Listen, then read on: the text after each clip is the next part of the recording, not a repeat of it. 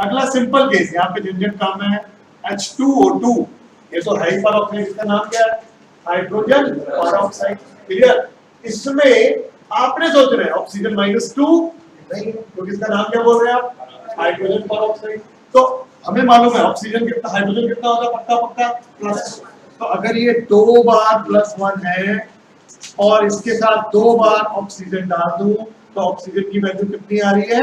ये भी हमने देखा भी, अगर परऑक्साइड लिखेंगे तो कितना होता है?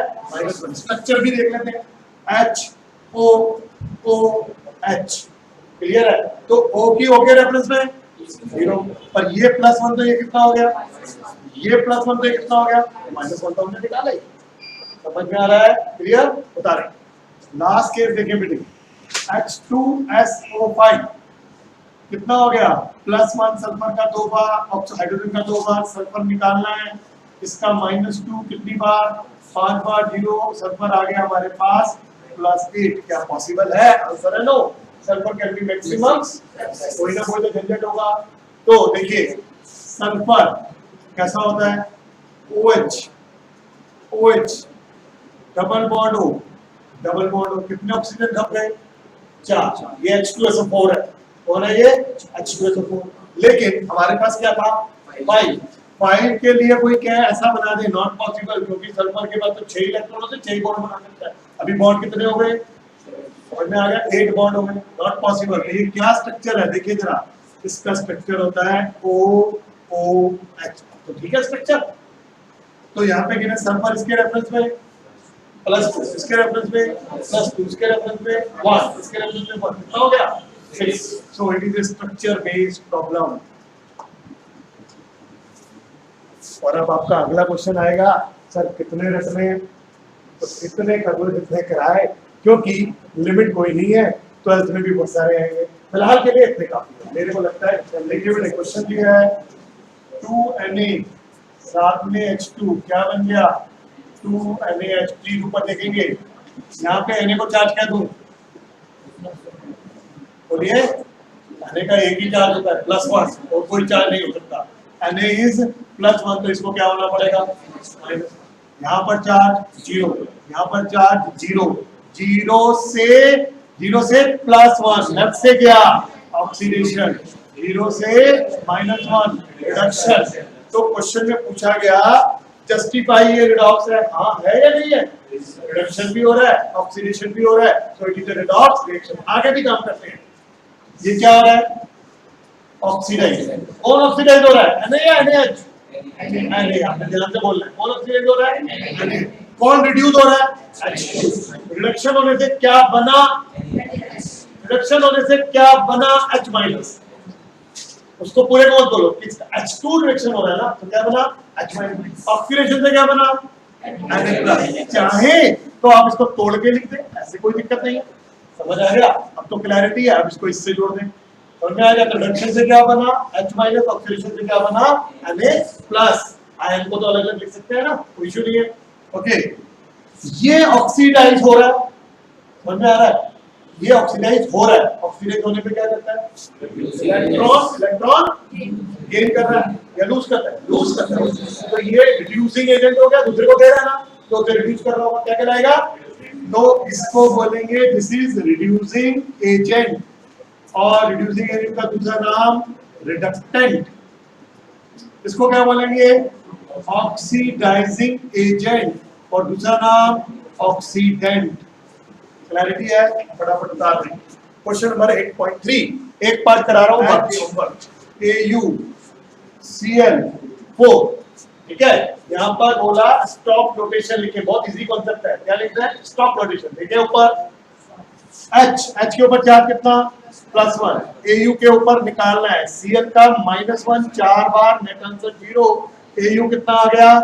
+3। अब नीचे देखें जरा, H Au 1 2 3 Cl4। जब मैंने इसका चार्ज निकाला कि +3 आया, और मेटल का चार्ज ब्रैकेट में रोमन लेटर में लिख दे, इसे बोलते हैं स्टॉप रोटेशन। उसके तो नहीं है, इसे बोलते हैं स्टॉप रोटेशन। सिंपल केस, आप मेरी हेल्प भी करते थोड़ी सी। वर्बल बोलेंगे, FeCl3 में Fe का चार्ज कितना है? +3। तो अगर मैं इसको ऐसे लिख दूं 1 2 3, तो ये क्या हो गया? Stop rotation. समझ में आ गया? कर पाएंगे सारे? तो बाकी बच्चे पूछे बहुत सारे लिए, सारे होमवर्क में कर लेना, जो नहीं होगा मैं समझा दूंगा। क्लियर है दोस्त? अगला question, question number 8.4, again redox prove करना है, होमवर्क। क्लियर? यहाँ तक कोई क्वेरी है डाउट है तो बताइए। इसको होमवर्क में तो लिखते हैं, सिंपल बेटे, किसी की स्टॉक रोटेशन मतलब उसकी स्टेट बताते हुए लिखे, समझ आ गया? और कुछ नहीं बताना, तो सिर्फ मेटल की ऑक्सीडेशन स्टेट बताते हैं, नॉन मेटल वगैरह किसी की नहीं होती। किसकी बतानी है? जो उसमें मेन मेटल। समझ में आ गया? जैसे मैं और मुश्किल करूं थोड़ा सा, तो आप चेक कीजिए KMnO4 वर्बल निकाले, Mn पे चार्ज कितना है? वर्बल कीजिए फटाफट। +7 है, तो क्या करेंगे? KMn7O4 stock rotation. समझ आ गया बेटा? This is nothing but way of writing.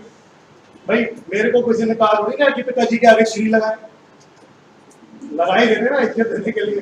तो वही कहानी है कि इज्जत देने के लिए मेटल की स्टेट बताई जाती है, जिसका स्टॉक रोटेशन।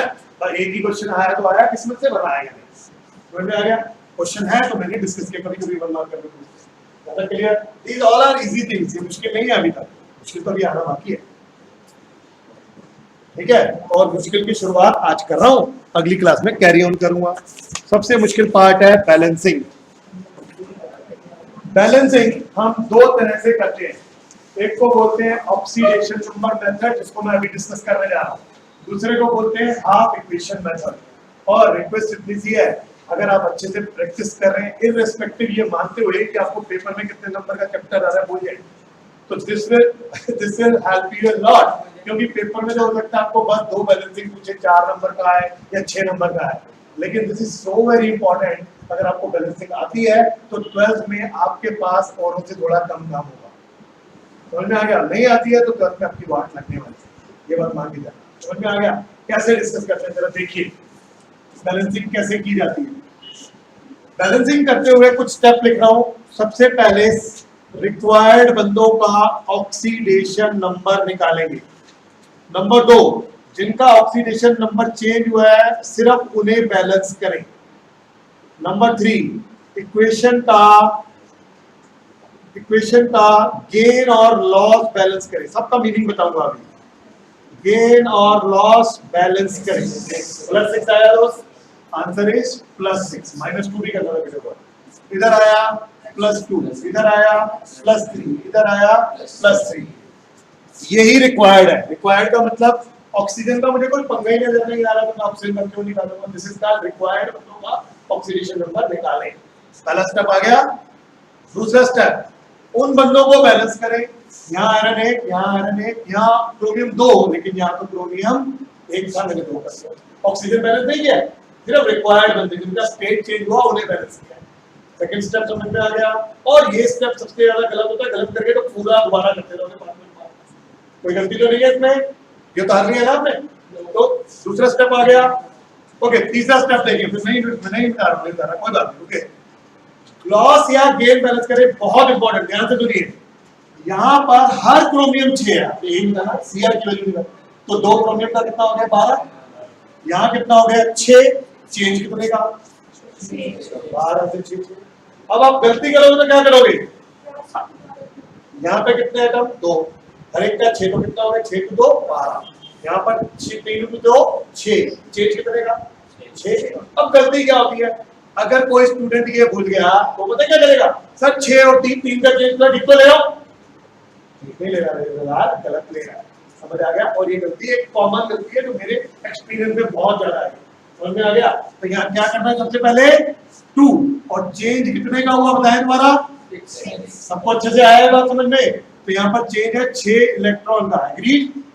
तो इसको हटा देते हैं, इसकी जरूरत नहीं। क्लियर?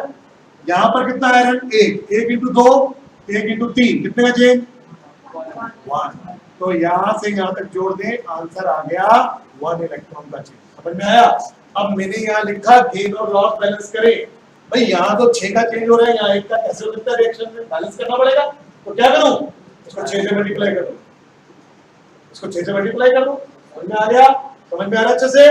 क्या किया देखिए, 6 से मल्टीप्लाई करने का मतलब Cr2O7 2 - 6 Fe2 प्लस क्या बनेगा 2Cr 3 प्लस 6 Fe3 प्लस। कोई दिक्कत किसी की बेटे तक? क्लियर है? अच्छे से आया? ओके, तो हमारा एटम बैलेंस हो गया, गेन और लॉस बैलेंस हो गया। अब अगला स्टेप क्या है? चार्ज। चार्ज का मतलब ये नहीं था, ये तो मैंने मिटा दी थी नीचे लिख के। चार्ज जो दिख रहा है, यहाँ क्या दिख रहा है आपको? -2। यहाँ क्या दिख रहा है आपको? जब ध्यान से देखें क्या दिख रहा है? फिर से देखो, मेरे को 12 लिख रहा है, आपको 12 दिखना चाहिए। कितना लिख रहा है? और में आया कितना? +12। तो नेट चार्ज कितना है? इस साइड का चार्ज है, इधर अपने आप बना देगा। मैं मानूंगा था पर सिर्फ तो बना देगा। देखा 21, तो 6 3 3 into 2 6 और 6 into 3 तो वही तो गलती है, 4 बार करेगा क्वेश्चन खत्म नहीं होगा। +18 कितना आ गया? +44। क्लियर? चलो डिफरेंस कितने का है? 14। यहाँ पर आ रहा है एक तरह से +14 और यहाँ पर आ रहा है 0, ऐसे मान लो चलेगा? तो क्या करना चाहिए? कौन सा मीडियम बोला था? एसिडिक। एसिडिक के लिए क्या यूज करना है? HI।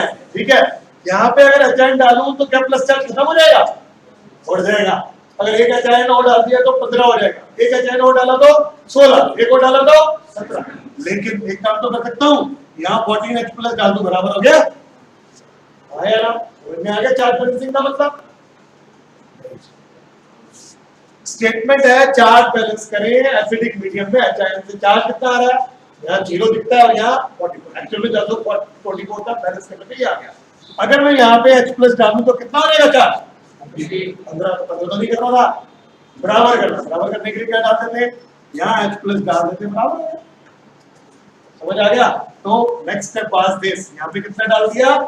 40। समझ में आ गया सभी को? श्योर है? अब ऑक्सीजन के लिए दोनों side balance oxygen with water. Oxygen के लिए दोनों साइड कितने कितने? तो इसको ऐसे ही लिखते हैं। अभी तुम लिख तो सही, बोल तो सही। ऑक्सीजन बोल बस। इधर कितने हैं ऑक्सीजन? 7। इधर ऑक्सीजन कितने? 0। तो जिधर जितने ऑक्सीजन कम उतना पानी डाल दीजिए। इधर कितने ऑक्सीजन कम पड़ रहे हैं? 4 7। तो क्या डाल दूं? 7 वाटर। ठीक है, इक्वेशन बैलेंस हो चुकी है। और अगर बैलेंस नहीं हुई तो आपने गलती की है। ये मैं क्रॉस चेक बता रहा हूं कैसे बैलेंस हो गई। यहाँ पे हाइड्रोजन कितने? क्रॉस चेक कीजिए, 14। यहाँ हाइड्रोजन कितने हो गए? 14। और अगर आपके हाइड्रोजन गलत आ रहे हैं तो इसका मतलब आप गलत कर चुके हैं। ये क्रॉस चेक है, कोई नहीं सिखाएगा आपको क्रॉस चेक कैसे करते हैं।